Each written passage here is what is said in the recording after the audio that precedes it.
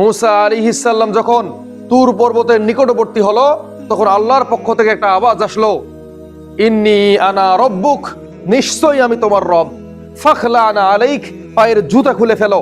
ইন্নাকা বিল ওয়াদিল মুকদ্দাসি তুওয়া, নিশ্চয় তুমি একটা পবিত্র উপত্যকায় দাঁড়িয়ে আছো। ওয়া আনা আখতারতুকা ফাসতামি লিমা ইউহা, আমি তোমাকে মনোনীত করেছি এবং তোমাকে যা ওহী করা হচ্ছে তুমি খুব মনোযোগ দিয়ে শোনো। ইন্নানি আনাল্লাহ, নিশ্চয়ই আমি তোমার রব।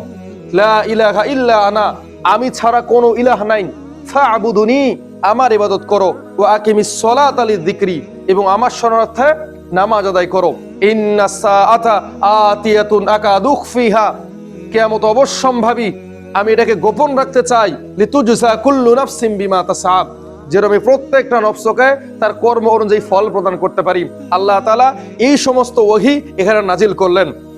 এবার মূসা আলাইহিস সালাম এই ওহী নিয়ে যখন আবারও ফিরে আসলেন, এসে দেখেন বনি ইসরাইল মূর্তির পূজা শুরু করেছে, গরুর পূজা শুরু করেছে।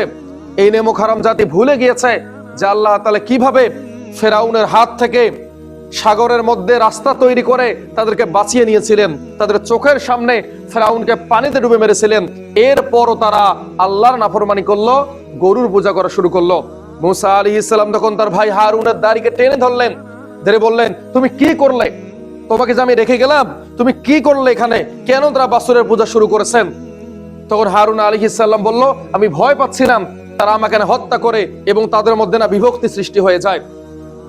এই বনি ইসরায়েলকে আল্লাহ তাআলা মান্না ওয়াস সালওয়া দিয়েছিলেন, জান্নাতি খাবার দিয়েছিলেন, কুদরতের পানি পান করিয়েছিলেন, আকাশে মেঘ দিয়ে তাদেরকে ছায়া প্রদান করেছিলেন।